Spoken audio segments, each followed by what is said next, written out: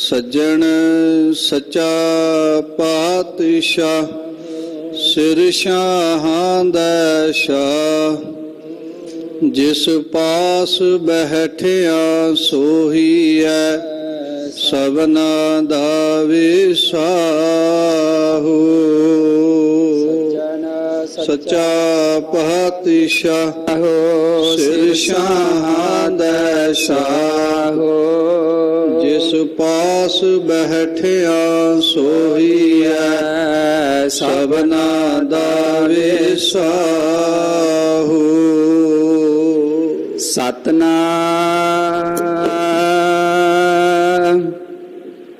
ਸ਼੍ਰੀ ਵਾਹਿਗੁਰੂ ਸਾਹਿਬ ਜੀ। ਤਨਾਸਰੀ ਮਹੱਲਾ ਤੀਜਾ।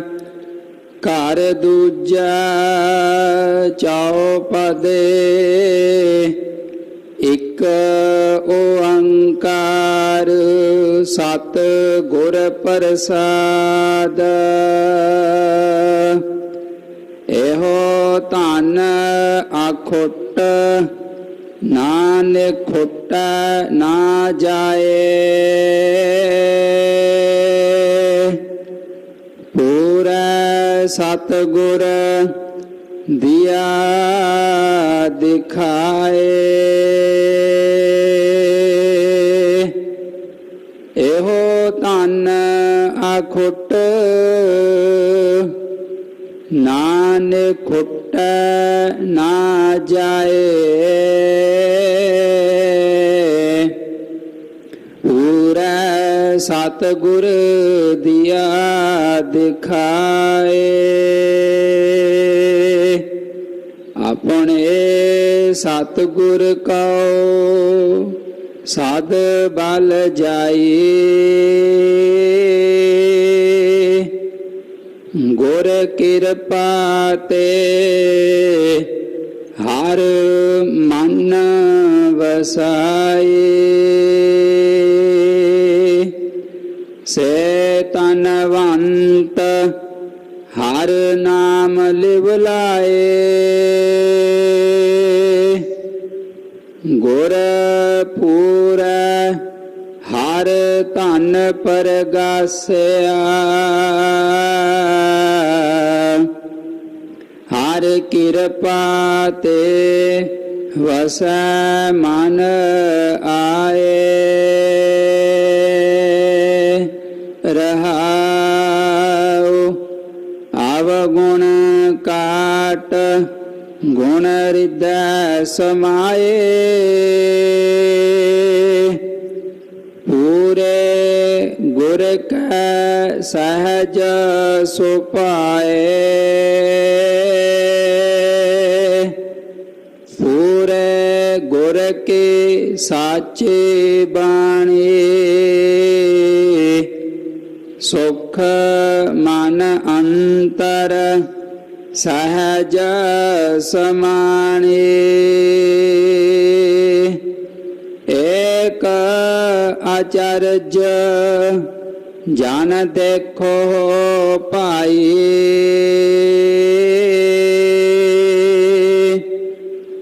ਦੁਬਿਧਾ ਮਾਰ ਹਰ ਮਨ ਵਸਾਏ। ਨਾਮ ਅਮੋਲਕ ਨਾ ਪਾਇਆ ਜਾਏ। ਗੁਰ ਪ੍ਰਸਾਦ ਵਸੈ ਮਨ ਆਏ। ਸਭ ਮਹਿ ਵਸੈ ਪ੍ਰਭ ਏਕੋ ਸੋਏ।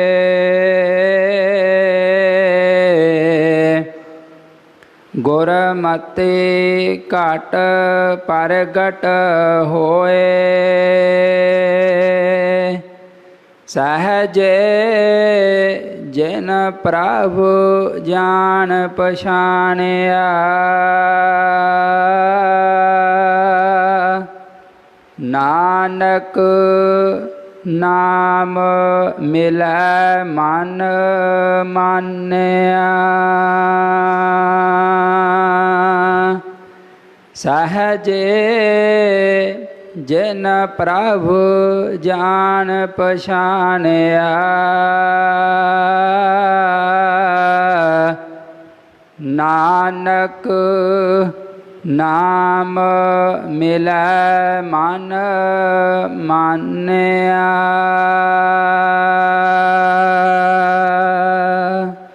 ਵਾਹਿਗੁਰੂ ਜੀ ਕਾ ਖਾਲਸਾ ਵਾਹਿਗੁਰੂ ਜੀ ਕੀ ਫਤਿਹ। ਜੁਗ ਹੋ ਜੁਗ ਅਟਲ ਛਤਰ ਚਵਰ ਤਖਤ ਦੇ ਮਾਲਕ ਵਾਲੀਏ ਕੁਲ ਆਲਮ ਪਾਕ ਏ ਪਵਿੱਤਰ ਰੂਹਾਂ ਦੀ ਰੂਹਾਨੀ ਜੋਤ ਸ਼ਬਦ ਗੁਰੂ ਸ਼ਬਦਾ ਅਵਤਾਰ ਬਾਣੀ ਦੇ ਬੋਹਿਤ ਕਲਯੁਗ ਦੇ ਜਹਾਜ਼ ਖੇਵਟ ਗੁਰੂ ਸ੍ਰੀ ਗੁਰੂ ਗ੍ਰੰਥ ਸਾਹਿਬ ਮਹਾਰਾਜ ਜੀ ਦੀ ਮੁਬਾਰਕ ਮਿੱਠੀ ਤੇ ਨਿੱਘੀ ਗੋਦ ਵਿੱਚ ਧੰਨ ਧੰਨ ਸ੍ਰੀ ਗੁਰੂ ਤੇਗ ਬਹਾਦਰ ਸਾਹਿਬ ਮਹਾਰਾਜ ਜੀ ਦੇ ਪਾਵਨ ਪਵਿੱਤਰ ਅਸਥਾਨ ਗੁਰਦੁਆਰਾ ਸ੍ਰੀ ਦੁਖ ਨਿਵਾਰਨ ਸਾਹਿਬ ਵਿਖੇ ਸਤਿਗੁਰੂ ਦੇ ਦਰ ਦੀਆਂ ਅਸੀਸਾਂ ਬਖਸ਼ਿਸ਼ਾਂ ਰਹਿਮਤਾਂ ਪ੍ਰਾਪਤ ਕਰ ਰਹੀ ਗੁਰੂ ਰੂਪ ਗੁਰੂ ਖਾਲਸਾ ਗੁਰੂ ਸਵਾਰੀ ਸਾਧ ਸੰਗਤ ਜੀ, ਅੱਜ ਇਸ ਪਾਵਨ ਪਵਿੱਤਰ ਅਸਥਾਨ 'ਤੇ ਅੰਮ੍ਰਿਤ ਵੇਲੇ ਸੋਹਣੇ ਤਖਤਾਂ 'ਤੇ ਸੁਭਾਏਮਾਨ ਹੋ ਕਰਕੇ ਜੋ ਦੋ ਜਹਾਨਾਂ ਦੇ ਵਾਲੀ ਧੰਨ ਧੰਨ ਸ੍ਰੀ ਗੁਰੂ ਗ੍ਰੰਥ ਸਾਹਿਬ ਮਹਾਰਾਜ ਜੀ ਨੇ ਸਾਡੇ ਕਲਯੁਗੀ ਜੀਵਨ ਦੀ ਕਲਿਆਣਤਾ ਵਾਸਤੇ ਅੰਮ੍ਰਿਤਮਈ ਉਪਦੇਸ਼ ਬਖਸ਼ਿਸ਼ ਕੀਤਾ ਹੈ, ਤਿਸ ਦੀ ਵਿਚਾਰ ਆਪ ਸੰਗਤਾਂ ਦੇ ਨਾਲ ਸਾਂਝੀ ਕਰਨ ਦਾ ਸੁਭਾਗ ਸਮਾਂ ਪ੍ਰਾਪਤ ਹੋਇਆ। ਵੱਡੇ ਭਾਗ ਨੇ ਸਾਡੇ ਸਾਰਿਆਂ ਦੇ ਜੋ ਗੁਰੂ ਸਾਹਿਬ ਜੀ ਨੇ ਅਪਾਰ ਕਿਰਪਾ ਕਰਕੇ ਆਪੇ ਸੰਗਤ ਸਦ ਬਹਾਲੈ ਆਪੇ ਵਿਦਾ ਕਰਾਵੈ ਦੇ ਮਹਾਵਾਕਾਂ ਅਨੁਸਾਰ ਆਪ ਸੁਮਤ ਦੇ ਕੇ ਆਪਣੇ ਮੁਬਾਰਕ ਚਰਨਾਂ ਵਿੱਚ ਅੰਮ੍ਰਿਤ ਵੇਲੇ ਜੁੜਨ ਦਾ ਸੁਭਾਗ ਬਖਸ਼ਿਸ਼ ਕਰਕੇ ਨਵਾਜਿਆ। ਇਸੇ ਕਰਕੇ ਸਾਹਿਬ ਕਹਿੰਦੇ ਨੇ ਵੱਡ ਭਾਗੀ ਹਰ ਸੰਗਤ ਪਾਵੈ ਭਾਗਹੀਨ ਭਰਮ ਚੋਟਾਂ ਖਾਵੈ।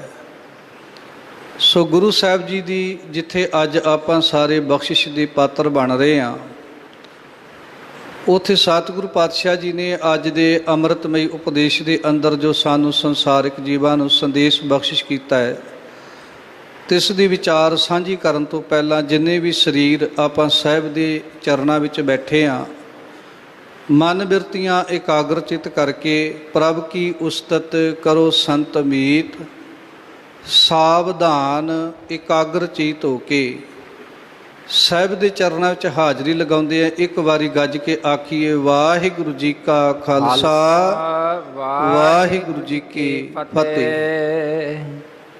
ਅੱਜ ਦਾ ਇਹ ਪਾਵਨ ਪਿੱਤਰ ਅੰਮ੍ਰਿਤਮਈ ਸ਼ਬਦ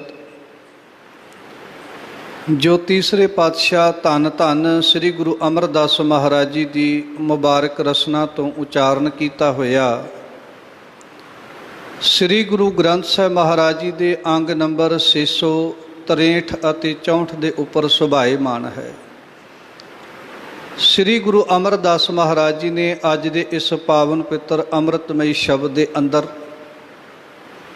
ਕੇਂਦਰੀ ਭਾਵ ਦੇ ਵਿੱਚ ਸਾਨੂੰ ਸੁਚੇਤ ਕੀਤਾ ਹੈ ਕਿ ਦੁਨੀਆ ਦੇ ਉੱਤੇ ਅਸਲੀ ਧਨਵਾਨ ਮਨੁੱਖ ਕੌਣ ਹੈ ਤੇ ਸੰਸਾਰ ਦੇ ਉੱਤੇ ਮਨੁੱਖ ਜਿਹੜਾ ਹੈ ਉਸ ਨੂੰ ਕਿਹੜੇ ਧਨ ਦੀ ਪ੍ਰਾਪਤੀ ਕਰਨੀ ਚਾਹੀਦੀ ਸੀ ਤੇ ਕਿਹੜਾ ਧਨ ਜਿਹੜਾ ਉਹ ਮਨੁੱਖ ਸਾਰੀ ਜ਼ਿੰਦਗੀ ਇਕੱਤਰ ਕਰਦਾ ਰਿਹਾ।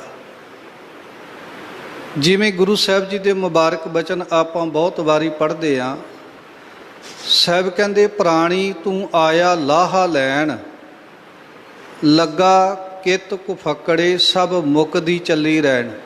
ਕਹਿੰਦੇ ਐ ਮਨੁੱਖ ਤੂੰ ਸੰਸਾਰ 'ਤੇ ਕੁਝ ਲਾਭ ਖੱਟਣ ਵਾਸਤੇ ਆਇਆ ਸੀ, ਪਰ ਜੀਵਨ ਦੇ ਵਿੱਚ ਜੀਵਨ ਦੀ ਇਹ ਰਾਤ ਹੌਲੀ ਹੌਲੀ ਕਰਦਿਆਂ ਬਤੀਤ ਹੁੰਦੀ ਗਈ, ਪਰ ਤੂੰ ਉਹ ਲਾਭ ਨਹੀਂ ਖੱਟਿਆ, ਕਿਉਂਕਿ ਸਾਰੀ ਜ਼ਿੰਦਗੀ ਤੂੰ ਕੱਚੇ ਧਨ ਨੂੰ ਇਕੱਤਰ ਕਰਦਿਆਂ ਗੁਜ਼ਾਰ ਦਿੱਤੀ, ਪਰ ਜਿਹੜਾ ਪਰਮਾਤਮਾ ਦਾ ਸੱਚਾ ਨਾਮ ਰੂਪੀ ਧਨ ਇਕੱਤਰ ਕਰਨਾ ਸੀ, ਉਸ ਧਨ ਵਾਲੇ ਪਾਸੇ ਤੇਰਾ ਧਿਆਨ ਹੀ ਨਹੀਂ ਗਿਆ।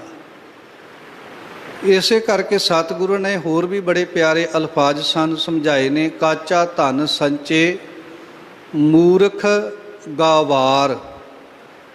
ਵੈਸੇ ਅਸੀਂ ਮੂਰਖ ਉਸ ਮਨੁੱਖ ਨੂੰ ਕਹਿੰਦੇ ਆ ਜਿਹੜਾ ਮੂੰਹ ਰੱਖਣ ਵਾਸਤੇ ਕੁਝ ਵੀ ਕਰ ਦਿੰਦਾ ਹੈ। ਇੰਜ ਕਹਿ ਦਈਏ ਕਿ ਜਿਸ ਮਨੁੱਖ ਨੂੰ ਆਪਣੇ ਆਪੇ ਬਾਰੇ ਵੀ ਗਿਆਨ ਨਾ ਹੋਵੇ, ਜਿਹੜਾ ਮਨੁੱਖ ਜ਼ਿੰਦਗੀ ਵਿੱਚ ਇਸ ਗੱਲ ਦੀ ਸਮਝ ਨਾ ਰੱਖਦਾ ਹੋਵੇ ਕਿ ਮੈਨੂੰ ਕਿੱਥੇ ਕੀ ਬੋਲਣਾ ਚਾਹੀਦਾ ਹੈ ਤੇ ਕਿੱਥੇ ਕੀ ਕਰਨਾ ਚਾਹੀਦਾ ਹੈ, ਔਰ ਇੰਜ ਕਹਿ ਦਈਏ ਜਿਹੜਾ ਮਨੁੱਖ ਆਪਣੇ ਜੀਵਨ ਦੇ ਵਿੱਚ ਆਪਣੇ ਬਾਰੇ ਵੀ ਸੋਝੀ ਨਾ ਰੱਖੇ ਤੇ ਸਾਰੀ ਜ਼ਿੰਦਗੀ ਜਿਹੜਾ ਹੈ ਉਹ ਵਿਅਰਥ ਧਨ ਇਕੱਤਰ ਕਰਦਿਆਂ ਗਵਾ ਦੇਵੇ, ਸਤਿਗੁਰੂ ਕਹਿੰਦੇ ਉਹ ਵੱਡਾ ਮੂਰਖ ਹੈ। ਇਸੇ ਕਰਕੇ ਅੱਜ ਦੇ ਮੁਬਾਰਕ ਸ਼ਬਦ ਵਿੱਚ ਗੁਰੂ ਅਮਰਦਾਸ ਮਹਾਰਾਜ ਜੀ ਨੇ ਸਾਨੂੰ ਸਮਝਾਇਆ ਕਿ ਜਿਹੜੇ ਮੂਰਖ ਮਨੁੱਖ ਨੇ ਉਹਨਾਂ ਤੇ ਸਾਰੀ ਜ਼ਿੰਦਗੀ ਜਿਹੜੀ ਸੀ ਉਹ ਸੰਸਾਰਿਕ ਧਨ ਨੂੰ ਇਕੱਤਰ ਕਰਦਿਆਂ ਗੁਜ਼ਾਰ ਦਿੱਤੀ, ਤੇ ਜਿਹੜੇ ਸਿਆਣੇ ਮਨੁੱਖ ਸੀ ਉਹਨਾਂ ਨੇ ਜ਼ਿੰਦਗੀ ਦੇ ਵਿੱਚ ਇਸ ਗੱਲ ਤੋਂ ਸਬਕ ਲੈ ਲਿਆ ਕਿ ਮੈਂ ਕੇਵਲ ਸੰਸਾਰ ਦੇ ਉੱਤੇ ਕੱਚਾ ਧਨ ਹੀ ਨਹੀਂ ਬਲਕਿ ਪਰਮਾਤਮਾ ਦਾ ਸੱਚਾ ਨਾਮ ਰੂਪੀ ਧਨ ਵੀ ਇਕੱਤਰ ਕਰਨਾ ਹੈ। ਹੁਣ ਸਾਧ ਸੰਗਤ ਜੀ, ਜਿਵੇਂ ਇੱਕ ਬੰਦਾ ਵਿਦੇਸ਼ ਜਾਵੇ ਤੇ ਉੱਥੇ ਜਾ ਕੇ ਸਾਰੀ ਜ਼ਿੰਦਗੀ ਜਿਹੜੇ ਉਹ ਪਦਾਰਥ ਹੀ ਇਕੱਠੇ ਕਰਦਾ ਰਹਿ ਜਾਵੇ, ਤੇ ਜਦੋਂ ਉਹਦਾ ਇੰਡੀਆ ਆਉਣ ਦਾ ਸਮਾਂ ਹੋਵੇ ਤੇ ਉਹ ਮਨ ਵਿੱਚ ਸੋਚਦਾ ਰਹੇ ਕਿ ਮੈਂ ਤੇ ਇੰਨੇ ਪਦਾਰਥ ਇਕੱਠੇ ਕੀਤੇ ਨੇ, ਮੈਂ ਹੁਣ ਇਹ ਪਦਾਰਥ ਆਪਣੇ ਨਾਲ ਲੈ ਕੇ ਜਾਵਾਂ।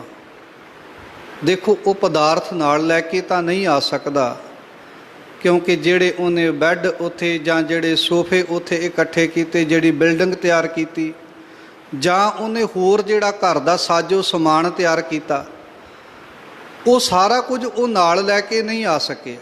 ਪਰ ਹੋਇਆ ਕਿ ਮਨ ਵਿੱਚ ਇੱਕ ਪਛਤਾਵਾ ਜ਼ਰੂਰ ਉਹਦੇ ਪੱਲੇ ਪਿਆ ਕਿ ਮਨਾ, ਜੇ ਇਹ ਸਾਜੋ ਸਮਾਨ ਦੀ ਥਾਂ 'ਤੇ ਮੈਂ ਧਨ ਇਕੱਤਰ ਕੀਤਾ ਹੁੰਦਾ ਤੇ ਅੱਜ ਆਪਣੇ ਨਾਲ ਲੈ ਕੇ ਇੰਡੀਆ ਜਾ ਸਕਦਾ ਸੀ, ਪਰ ਮੈਂ ਤੇ ਸਾਰੀ ਜ਼ਿੰਦਗੀ ਪਦਾਰਥ ਹੀ ਇਕੱਠੇ ਕਰਦਾ ਰਿਹਾ, ਧਨ ਤੇ ਇਕੱਠਾ ਕੀਤਾ ਹੀ ਨਹੀਂ। ਇਸੇ ਤਰ੍ਹਾਂ ਮਨੁੱਖ ਵੀ ਸੰਸਾਰ ਰੂਪੀ ਸਾਗਰ ਦੇ ਵਿੱਚ ਇਹ ਦੇਸ਼ ਤੋਂ ਲੈ ਕੇ ਲੋਕ ਤੋਂ ਲੈ ਕੇ ਪਰਲੋਕ ਤੱਕ ਦੀ ਇਹਨੇ ਜ਼ਿੰਦਗੀ ਗੁਜ਼ਾਰਨੀ ਹੈ, ਪਰ ਜੇ ਇਹ ਪਰਲੋਕ ਦੇ ਵਿੱਚ ਸਾਰੀ ਜ਼ਿੰਦਗੀ ਪਦਾਰਥ ਹੀ ਇਕੱਠੇ ਕਰਦਾ ਰਿਹਾ ਤੇ ਜਦੋਂ ਸੰਸਾਰ ਤੋਂ ਲੋਕ ਤੋਂ ਪਰਲੋਕ ਤੱਕ ਜਾਵੇਗਾ ਤੇ ਇਹਦੇ ਨਾਲ ਕੁਝ ਨਹੀਂ ਜਾਵੇਗਾ, ਇਹਦੇ ਪੱਲੇ ਵੀ ਇੱਕ ਪਛਤਾਵਾ ਰਹਿ ਜਾਵੇਗਾ। ਤਾਂ ਮੇਰੇ ਸਤਿਗੁਰੂ ਕਹਿੰਦੇ ਨੇ, ਐਸਾ ਕੰਮ ਮੂਲੇ ਨਾ ਕੀਚੈ ਜਿਤ ਅੰਤ ਪਛੋਤਾਈਐ, ਕਿ ਜਿਹੜਾ ਅਖੀਰ ਵੇਲੇ ਤੈਨੂੰ ਪਛਤਾਉਣਾ ਪਵੇ। ਇਸੇ ਕਰਕੇ ਸਤਿਗੁਰੂ ਕਹਿੰਦੇ ਨੇ, ਜੇ ਪਰਮਾਤਮਾ ਦੇ ਸੱਚੇ ਨਾਮ ਰੂਪੀ ਧਨ ਨੂੰ ਇਕੱਤਰ ਕੀਤਾ ਹੋਵੇਗਾ ਤੇ ਮਰਨ ਵੇਲੇ ਜਿਹੜਾ ਉਹ ਤੈਨੂੰ ਕਿਸੇ ਕਿਸਮ ਦਾ ਕੋਈ ਸੰਸਾਰ ਦੇ ਉੱਤੇ ਪਛਤਾਵਾ ਨਹੀਂ ਕਰਨਾ ਪਵੇਗਾ। ਅੱਜ ਦੇ ਮੁਬਾਰਕ ਸ਼ਬਦ ਵਿੱਚ ਗੁਰੂ ਅਮਰਦਾਸ ਮਹਾਰਾਜ ਜੀ ਨੇ ਕੇਂਦਰੀ ਬੰਦ ਦੇ ਅੰਦਰ ਇਸ ਗੱਲ ਦੇ ਉੱਤੇ ਮੋਹਰ ਵੀ ਲਗਾਈ ਹੈ ਕਿ ਸੇ ਧਨਵੰਤ ਹਰ ਨਾਮ ਲਿਵ ਲਾਏ, ਕਿ ਸਭ ਤੋਂ ਵੱਡੇ ਦੁਨੀਆ ਦੇ ਉੱਤੇ ਧਨਵਾਨ ਮਨੁੱਖ ਕਿਹੜੇ ਨੇ। ਵੈਸੇ ਤੇ ਆਪਾਂ ਸਾਧ ਸੰਗਤ ਬਾਬੇ ਨਾਨਕ ਨੇ ਸਾਨੂੰ ਬੜਾ ਸਰਲ ਜਿਹੇ ਤਰੀਕੇ ਦੇ ਨਾਲ ਇਹ ਗੱਲ ਸਮਝਾਈ ਹੈ ਕਿ ਅਸਲੀ ਧਨਵਾਨ ਦੁਨੀਆ ਦੇ ਉੱਤੇ ਕੌਣ ਮਨੁੱਖ ਹੈ। ਆਪਾਂ ਕਿਹਨੂੰ ਧਨਵਾਨ ਕਹਿੰਦੇ ਆ? ਜਿਹਦੇ ਕੋਲ 4 ਟਕੇ ਜ਼ਿਆਦਾ ਹੋਣ, ਜਿਹਦੇ ਕੋਲ ਬਹੁਤ ਸਾਰਾ ਧਨ ਹੋਵੇ, ਬਹੁਤ ਸਾਰੇ ਪਦਾਰਥ ਹੋਣ, ਆਪਾਂ ਕਹਿੰਦੇ ਆ ਉਹ ਬੰਦਾ ਜਿਹੜਾ ਬੜਾ ਅਮੀਰ ਹੈ। ਪਰ ਬਾਬਾ ਨਾਨਕ ਜੀ ਕਹਿੰਦੇ, ਦੁਨੀਆ ਦੇ ਲੋਕੋ, ਤੁਹਾਡੀਆਂ ਨਜ਼ਰਾਂ ਦੇ ਵਿੱਚ ਤੇ ਉਹ ਮਨੁੱਖ ਅਮੀਰ ਹੋ ਸਕਦਾ ਹੈ, ਪਰ ਜੇ ਮੈਨੂੰ ਪੁੱਛੋ ਨਾ, ਮੈਨੂੰ ਪੁੱਛੋ। ਵੈਸੇ ਸਤਿਗੁਰੂ ਨੂੰ ਗੁਰਬਾਣੀ ਦੇ ਅੰਦਰ ਬੜਾ ਸੋਹਣਾ ਸਮਝਾਇਆ ਹੈ। ਸਾਹਿਬ ਕਹਿੰਦੇ, ਦੁਨੀਆ ਨੂੰ ਪੁੱਛੋ ਕੌਣ ਵੱਡਾ, ਤੇ ਆਪਾਂ ਸਾਰੇ ਕੀ ਜਵਾਬ ਦਿੰਦੇ ਆ ਜੀ? ਮਾਇਆ ਵਡਿਆਈ। ਜਿਹਦੇ ਕੋਲ ਮਾਇਆ ਦਾ ਸੁਹਾਪਣ ਹੈ, ਮਾਇਆ ਦਾ ਸੁਹਾਗ ਹੈ, ਜਾਂ ਜਿਹੜੇ ਕੋਲ, ਜਿਸ ਮਨੁੱਖ ਦੇ ਕੋਲ ਬੜਾ ਵੱਡਾ ਡੇਰਾ ਹੋਵੇ। ਵੈਸੇ ਜੇ ਇਹਨੂੰ ਥੋੜ੍ਹਾ ਜਿਹਾ ਬਾਬਿਆਂ ਦੀ ਕਤਾਰ ਵਿੱਚ ਵੇਖੀਏ ਨਾ, ਕਿ ਦੁਨੀਆ ਦੇ ਉੱਤੇ ਵੱਡਾ ਬਾਬਾ ਕੌਣ ਹੈ, ਤੇ ਇੱਥੇ ਵੀ ਆਪਾਂ ਮਾਇਆ ਦਾ ਸੁਹਾਗ ਹੀ ਵੇਖਦੇ ਹਾਂ, ਨਾਮ ਰੂਪੀ ਧਨ ਦੀ ਗੱਲ ਨਹੀਂ ਵੇਖਦੇ। ਜੇ ਕਿਸੇ ਮਨੁੱਖ ਨੇ ਰੱਬ ਦਾ ਨਾਮ ਜਪਿਆ ਹੋਵੇ ਤੇ ਉਹਦੇ ਕੱਪੜੇ ਪਾਟੇ ਪੁਰਾਣੇ ਹੋਣ ਨਾ, ਪਾਟੇ ਪੁਰਾਣੇ, ਪਰ ਉਹ ਸਾਰਾ ਦਿਨ ਕਿਰਤ ਕਰਦਾ ਹੋਵੇ, ਸਵੇਰੇ ਉੱਠਦਾ ਹੋਵੇ, ਅੰਮ੍ਰਿਤ ਵੇਲੇ ਨਿਤਨੇਮ ਵੀ ਕਰਦਾ ਹੋਵੇ, ਦੁਪਹਿਰ ਵੇਲੇ ਉਹ ਵੰਡ ਕੇ ਵੀ ਛਕਦਾ ਹੋਵੇ, ਆਪਣੀ ਕਿਰਤ ਦੇ ਵਿੱਚ ਵੀ ਜੁੜਿਆ ਹੋਵੇ, ਦੁਨਿਆਵੀ ਧਨ ਵੀ ਇਕੱਠਾ ਕਰੇ ਤੇ ਉਹਦੇ ਵਿੱਚੋਂ ਵੀ ਉਹ ਵੰਡ ਕੇ ਛਕੇ, ਤੇ ਸ਼ਾਮ ਦੇ ਵਕਤ ਉਹ ਫਿਰ ਪਰਮਾਤਮਾ ਦੇ ਨਾਮ ਦੇ ਵਿੱਚ ਜੁੜ ਜਾਵੇ, ਉਹ ਕਿਰਤ ਵੀ ਕਰੇ, ਨਾਮ ਵੀ ਜਪੇ ਤੇ ਵੰਡ ਕੇ ਵੀ ਛਕਦਾ ਹੋਵੇ, ਤੇ ਸਾਧ ਸੰਗਤ ਉਹਦੇ ਕੱਪੜੇ ਪਾਟੀ ਪੁਰਾਣੇ ਹੋਣ ਨਾਲ ਅਸੀਂ ਕਦੇ ਨਹੀਂ ਕਵਾਂਗੇ ਵੀ ਇਹ ਮਨੁੱਖ ਜਿਹੜਾ ਇਹ ਵੀ ਕਿਤੇ ਬ੍ਰਹਮ ਗਿਆਨੀ ਹੋ ਸਕਦਾ ਹੈ। ਅਸੀਂ ਬ੍ਰਹਮ ਗਿਆਨੀ ਉਸ ਮਨੁੱਖ ਨੂੰ ਕਹਿੰਦੇ ਆ ਜਿਹਦੇ ਕੋਲ ਬਹੁਤ ਵੱਡਾ ਡੇਰਾ ਹੋਵੇ। ਦੇਖੋ ਕੌਣ ਵੱਡਾ? ਮਾਇਆ ਵਡਿਆਈ। ਜਿਸ ਬੰਦੇ ਦਾ ਬੜਾ ਵੱਡਾ ਡੇਰਾ ਹੋਵੇ, ਬਹੁਤ ਸਾਰੇ ਚੇਲੇ ਚਪਾਟੇ ਹੋਣ, ਤੇ ਘੱਟੋ ਘੱਟ ਹਜ਼ਾਰਾਂ ਉਹਦੇ ਡੇਰੇ ਦੇ ਅੰਦਰ ਗੱਡੀਆਂ ਹੋਣ, ਤੇ ਆਪਾਂ ਉਹਦਾ ਮਾਇਆ ਦਾ ਸੁਹਾਪਣ ਦੇ ਕੇ ਬਾਬੇ ਨੂੰ ਵੱਡਾ ਕਹਿ ਦਿੰਦੇ ਆ ਵੀ ਇਹ ਬਾਬਾ ਵੱਡਾ ਹੈ। ਪਰ ਜਿਹੜਾ ਕਿਰਤ ਕਰਨ ਵਾਲਾ, ਮੈਂ ਕਹਿੰਦਾ ਅਸਲ ਵਿੱਚ ਬ੍ਰਹਮ ਗਿਆਨੀ ਉਹ ਹੈ।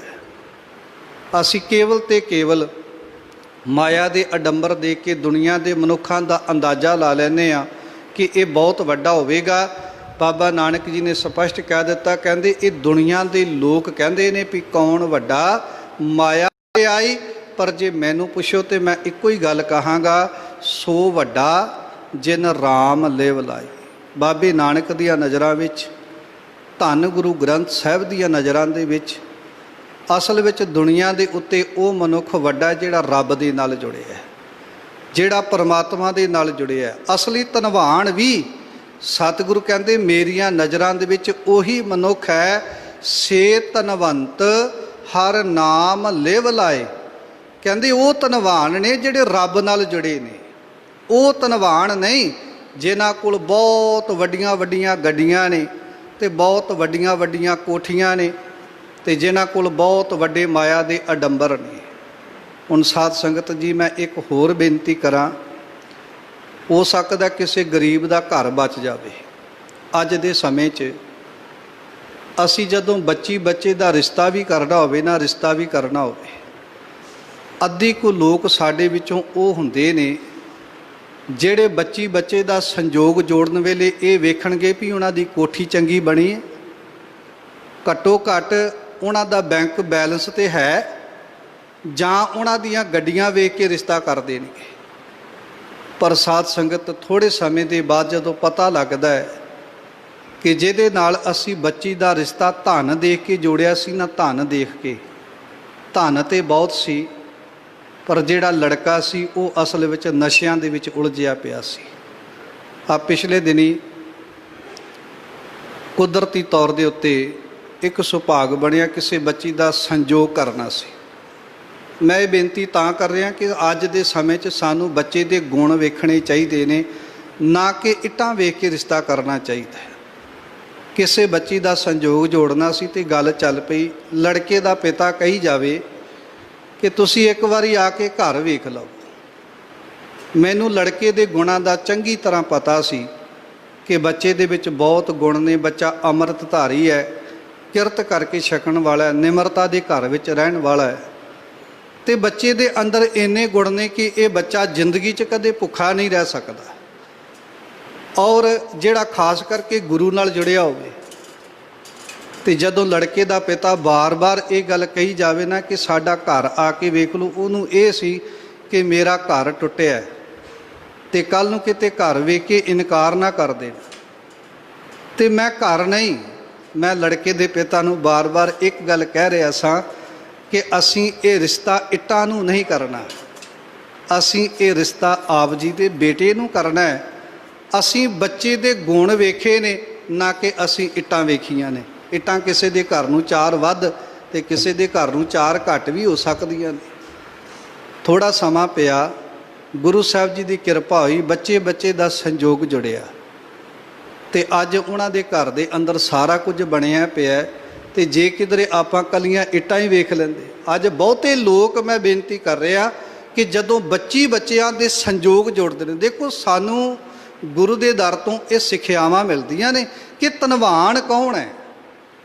ਇੱਥੇ ਅਰਬਾਂਪਤੀ ਵੀ ਬੜੇ ਆਪਣੇ ਆਪ ਨੂੰ ਧਨਵਾਨ ਕਹਿਲਾਉਂਦੇ ਫਿਰਦੇ ਨੇ, ਪਰ ਸੱਚ ਇਹ ਹੈ ਜਦੋਂ ਉਹ ਸੰਸਾਰ ਤੋਂ ਚਲਾ ਜਾਂਦੇ ਨੇ ਤੇ ਸਾਰਾ ਧਨ ਇੱਥੇ ਦਾ ਇੱਥੇ ਧਰਿਆ ਧਰਾਇਆ ਹੀ ਰਹਿ ਜਾਂਦਾ। ਇੱਟਾਂ ਵੇਖ ਕੇ ਰਿਸ਼ਤੇ ਨਾ ਕਰੀਏ। ਬੱਚਿਆਂ ਦੇ ਗੁਣ ਵੇਖੀਏ ਕਿ ਬੱਚੇ ਨੇ ਅੰਮ੍ਰਿਤ ਛਕਿਆ। ਜੇ ਬੱਚਾ ਗੁਰੂ ਦੇ ਲੜ ਲੱਗਿਆ, ਅੰਮ੍ਰਿਤ ਧਾਰੀ ਹੈ, ਸਤਿਗੁਰੂ ਦੇ ਚਰਨਾਂ ਦੇ ਨਾਲ ਜੁੜਿਆ, ਤੇ ਸੱਚ ਜਾਣਿਓ ਉਸ ਘਰ ਦੇ ਅੰਦਰ ਤੇ ਸਵਰਗ ਹੈ। ਆ ਪਿਛਲੇ ਦਿਨੀ ਇੱਕ ਹੋਰ ਮਸਲਾ ਪਟਿਆਲੇ 'ਚ ਵੇਖਿਆ। ਇੱਥੇ ਮੇਰੇ ਵੀਰ ਦਰਸ਼ਨ ਕਰਨ ਵਾਸਤੇ ਵੀ ਆਉਂਦੇ ਨੇ। ਸਰਦਾਰ ਕੇਸਰ ਸਿੰਘ ਜੀ ਬੈਠੇ ਸਨ, ਕਹਿੰਦੇ ਗਿਆਨੀ ਜੀ ਆ ਬੱਚੀ ਵੇਖੀ ਜੀ। ਮੈਂ ਕਿਹਾ ਜੀ ਬਿਲਕੁਲ। ਉਹ ਕਹਿਣ ਲੱਗੀ ਜੀ ਅੱਜ ਤੋਂ ਕੁਝ ਦਿਨ ਪਹਿਲਾਂ ਇਸ ਬੱਚੀ ਦੇ ਪਿਤਾ ਨੇ ਆਪਣੀ ਸਾਰੀ ਦੌਲਤ 1 ਕਰੋੜ ਤੋਂ ਵੱਧ ਖਰਚਾ ਕਰਕੇ ਇਸ ਬੱਚੀ ਦੇ ਰਿਸ਼ਤੇ ਦੇ ਉੱਤੇ ਤੇ ਇਹਦਾ ਵਿਆਹ ਕੀਤਾ ਹੈ। ਤੇ ਅਜੇ 5 ਦਿਨ ਹੋਏ ਨੇ ਰਿਸ਼ਤਾ ਹੋਏ ਨੂੰ, ਅਜੇ 5 ਦਿਨ ਹੋਏ ਨੇ ਵਿਆਹ ਹੋਏ। ਤੇ ਕਹਿੰਦੇ ਅੱਜ ਇਹ ਬੱਚੀ ਕਹਿ ਰਹੀ ਹੈ ਕਿ ਮੈਂ ਆਪਣੇ ਸਹੁਰੇ ਘਰ ਦੇ ਅੰਦਰ ਕਦਮ ਨਹੀਂ ਰੱਖਣਾ। ਹੁਣ ਬੱਚੀ ਦੇ ਪਿਤਾ ਨੇ ਆਪਣੀ ਸਾਰੀ ਜ਼ਿੰਦਗੀ ਦੀ ਮਿਹਨਤ ਉਸ ਪਰਿਵਾਰ ਦੇ ਉੱਤੇ ਆਪਣੀ ਕੱਲੀ ਕੱਲੀ ਬੱਚੀ ਦੇ ਆਨੰਦ ਕਾਰਜ ਤੇ ਲਾ ਦਿੱਤੀ। ਤੇ 5 ਦਿਨ ਬਾਅਦ ਹੀ ਉਹ ਬੱਚੀ ਕਹਿਣ ਲੱਗ ਪਈ ਕਿ ਮੈਂ ਉਸ ਘਰ ਦੇ ਅੰਦਰ ਪ੍ਰਵੇਸ਼ ਹੀ ਨਹੀਂ ਕਰਨਾ, ਕਿਉਂਕਿ ਪਤਾ ਲੱਗਿਆ ਕਿ ਉਹ ਜਿਹੜਾ ਬੱਚਾ ਜਿਹਦੇ ਲੜ ਉਸ ਬੱਚੀ ਨੂੰ ਲਾਇਆ ਗਿਆ, ਉਹਦੀ ਕੇਵਲ ਕੋਠੀ ਵੇਖੀ ਗਈ ਸੀ, ਉਹਦਾ ਕਾਰੋਬਾਰ ਵੇਖਿਆ ਗਿਆ ਸੀ, ਪਰ ਬੱਚੇ ਦਾ ਗੁਣ ਨਹੀਂ ਸੀ ਵੇਖਿਆ ਗਿਆ। ਪਤਾ ਲੱਗਿਆ ਕਿ ਬੱਚਾ ਤੇ ਅੱਤ ਦਾ ਨਸ਼ੇੜੀ ਹੈ। ਔਰ 5 ਦਿਨਾਂ ਦੇ ਅੰਦਰ ਅੰਦਰ ਉਹਨਾਂ ਦੀ ਕਮਾਈ ਹੋਈ ਕਈ ਸਾਲਾਂ ਦੀ ਦੌਲਤ ਜਿਹੜੀ ਸੀ ਨਾ, ਉਹ ਜਿੱਥੇ ਖਤਮ ਹੋ ਗਈ, ਉੱਥੇ ਪਰਿਵਾਰ ਦੇ ਵਿੱਚ ਇੱਕ ਬੜੀ ਵੱਡੀ ਤਰੇੜ ਆ ਗਈ। ਮੈਂ ਤਾਂ ਬੇਨਤੀ ਕਰ ਰਿਹਾ ਵੀ ਸਾਡਾ ਗੁਰੂ ਸਾਨੂੰ ਬਾਰ-ਬਾਰ ਇਹਨਾਂ ਗੱਲਾਂ ਤੋਂ ਸੁਚੇਤ ਕਰਾਉਂਦਾ ਹੈ ਕਿ ਦੁਨੀਆ ਦੇ ਮਨੁੱਖ ਫਿਰ ਵੀ ਕਿਤੇ ਇਹ ਨਾ ਸੋਚ ਕੇ ਬਹਿ ਜਾਣ ਕਿ ਜਿਨ੍ਹਾਂ ਕੋਲ ਬੜੇ ਪੈਸੇ ਹੁੰਦੇ ਨੇ ਉਹ ਬੜੇ ਧਨਵਾਨ ਹੁੰਦੇ ਨੇ, ਜਿਨ੍ਹਾਂ ਕੋਲ ਧਨ ਘੱਟ ਹੁੰਦਾ ਹੈ ਉਹ ਅਸਲ ਵਿੱਚ ਗਰੀਬ ਹੁੰਦੇ ਨੇ। ਗੁਰੂ ਨਾਨਕ ਸਾਹਿਬ ਮਹਾਰਾਜ ਜੀ ਤੇ ਇੱਥੋਂ ਤੱਕ ਕਹਿੰਦੇ ਨੇ, ਨੀਚਾ ਅੰਦਰ ਨੀਚ ਜਾਤ ਨੀਚੀ ਹੂੰ ਅਤ ਨੀਚ, ਨਾਨਕ ਤਿਨ ਕੈ ਸੰਗ ਸਾਥ ਵੱਡਿਆਂ ਸਿਉ ਕਿਆ ਰੀਸ। ਜਿੱਥੈ ਨੀਚ ਸੰਭਾਲੀਅਨ ਤਿੱਥੈ ਨਦਰ ਤੇਰੀ ਬਖਸ਼ੀਸ਼। ਜੇ ਕਿਸੇ ਕੋਲ ਬੜਾ ਧਨ ਹੈ ਨਾ, ਤੇ ਮੈਂ ਇਹ ਵੀ ਬੇਨਤੀ ਕਰਨੀ ਚਾਹੁੰਦਾ, ਜੇ ਕਿਸੇ ਕੋਲ ਬੜਾ ਧਨ ਹੈ, ਦੁਨਿਆਵੀ ਪਦਾਰਥ ਬਹੁਤ ਨੇ, ਪਰ ਇਹ ਵੀ ਨਾਲ ਨਾਲ ਸੋਚਿਆ ਕਰੋ ਇਹਨੂੰ ਦੁਨਿਆਵੀ ਪਦਾਰਥਾਂ ਦਾ ਹੰਕਾਰ ਕਿੰਨਾ ਕੁ ਹੈ, ਇਹ ਵੀ ਥੋੜ੍ਹਾ ਜਿਹਾ ਮਾਪ ਲਿਆ ਕਰੀਏ। ਬਹੁਤਾਤ ਵਿੱਚ ਸਾਡੇ ਸਮਾਜ ਦੇ ਉੱਤੇ ਅੱਜ ਕੱਲ੍ਹ ਰਿਸ਼ਤੇ ਇਸ ਪਾਸੇ ਤੋਂ ਵੀ ਹੁੰਦੇ ਨੇ ਕਿ ਆਪਾਂ ਕੇਵਲ ਧਨ ਵੇਖ ਕੇ ਰਿਸ਼ਤਾ ਕਰ ਦਿੰਦੇ ਹਾਂ, ਬੈਂਕ ਬੈਲੈਂਸ ਦੇਖ ਕੇ ਆਪਾਂ ਰਿਸ਼ਤਾ ਕਰ ਦਿੰਦੇ ਹਾਂ, ਪਰ ਨਾਲ ਦੀ ਨਾਲ ਆਪਾਂ ਇਹ ਵੀ ਸੋਚਿਆ ਕਰੀਏ ਇਹ ਪਰਿਵਾਰ ਦੇ ਅੰਦਰ ਧਨ ਦਾ ਕਿਤੇ ਹੰਕਾਰ ਤੇ ਨਹੀਂ। ਜ਼ਿਆਦਾਤਰ ਇਹ ਗੱਲ ਹੋਰ ਧਿਆਨ ਵਿੱਚ ਰੱਖਿਓ, ਜੇ ਅਮੀਰ ਪਰਿਵਾਰ ਕਿਸੇ ਗਰੀਬ ਪਰਿਵਾਰ ਦੀ ਬੱਚੀ ਦਾ ਰਿਸ਼ਤਾ ਕਬੂਲ ਕਰਦਾ ਨਾ ਕਬੂਲ ਕਰਦਾ, ਤੇ ਇਹ ਵੀ ਗੱਲ ਧਿਆਨ ਵਿੱਚ ਰੱਖਿਓ ਉਹ ਬੱਚੀ ਅਮੀਰ ਪਰਿਵਾਰ ਦੇ ਘਰ ਵਿੱਚ ਜਾ ਕੇ ਉਹਦਾ ਸਤਿਕਾਰ ਕਰੇਗੀ। ਪਰ ਹੁੰਦਾ ਕੀ ਹੈ, ਆਪਾਂ ਆਪਣੇ ਤੋਂ ਵੀ ਕਈ ਗੁਣਾ ਵੱਧ ਕੇ ਜਿਹੜਾ ਨਾ ਉਹ ਬੱਚੀ ਵਾਲੇ ਅਮੀਰ ਲੱਭਦੇ ਆ, ਭਾਵੇਂ ਕਿ ਰੱਬ ਦਾ ਦਿੱਤਾ ਸਾਰਾ ਕੁਝ ਹੀ ਹੋਵੇ, ਪਰ ਫਿਰ ਵੀ ਸਾਡੀ ਇੱਕ ਲਾਲਸਾ ਇਹ ਹੁੰਦੀ ਹੈ ਕਿ ਆਪਾਂ ਬਹੁਤ ਅਮੀਰ ਪਰਿਵਾਰ ਲੱਭੀਏ ਤਾਂ ਕਿ ਸਾਡੇ ਘਰ 'ਚ ਹੋਰ ਧਨ ਆ ਜਾਵੇ। ਪਰ ਉੱਥੇ ਧਨ ਦਾ ਹੰਕਾਰ, ਧਨ ਦੀ ਤੁਲਨਾ ਧਨ ਦੇ ਨਾਲ ਹੁੰਦੀ ਹੈ, ਉੱਥੇ ਗੁਣਾਂ ਦੀ ਤੁਲਨਾ ਗੁਣਾਂ ਦੇ ਨਾਲ ਨਹੀਂ। ਤੇ ਬੜੀ ਛੇਤੀ ਸਮਾਜ ਦੇ ਅੰਦਰ ਇਹ ਤਰੇੜਾਂ ਪੈ ਜਾਂਦੀਆਂ ਨੇ।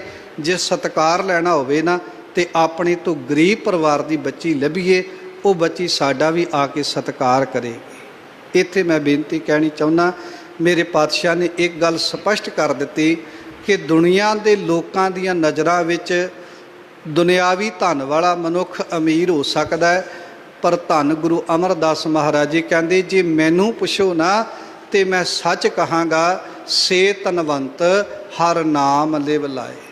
ਮੇਰੀਆਂ ਨਜ਼ਰਾਂ ਦੇ ਵਿੱਚ ਉਹ ਧਨਵਾਨ ਨੇ ਜਿਹੜੇ ਰੱਬ ਦੇ ਨਾਮ ਦੇ ਨਾਲ ਜੁੜੇ ਨੇ। ਗੁਰਪੂਰੈ ਹਰ ਧਨ ਪਰਗਾਸਿਆ, ਹਰ ਕਿਰਪਾ ਤੇ ਵਸੈ ਮਨ ਆਏ। ਜਿਨ੍ਹਾਂ ਮਨੁੱਖਾਂ ਦੇ ਉੱਤੇ ਗੁਰੂ ਦੀ ਕਿਰਪਾ ਵਰਤ ਗਈ, ਉਹਨਾਂ ਦੇ ਹਿਰਦੇ ਰੂਪੀ ਘਰ ਦੇ ਅੰਦਰ ਪਰਮਾਤਮਾ ਦੇ ਨਾਮ ਰੂਪੀ ਧਨ ਦਾ ਪ੍ਰਕਾਸ਼ ਹੋ ਗਿਆ। ਪਰ ਇਹ ਹੋਵੇਗਾ ਕਿਵੇਂ? ਹਰ ਕਿਰਪਾ ਤੇ ਵਸੈ ਮਨ ਆਏ। ਹਰੀ ਦੀ ਕਿਰਪਾ ਤੋਂ ਬਿਨਾਂ, ਰੱਬ ਦੀ ਕਿਰਪਾ ਤੋਂ ਬਿਨਾਂ ਮਨੁੱਖ ਜਿਹੜਾ ਇਸ ਸਮਾਜ ਦੇ ਅੰਦਰ, ਸੰਸਾਰ ਦੇ ਅੰਦਰ ਧਨਵਾਨ ਨਹੀਂ ਬਣ ਸਕਦਾ।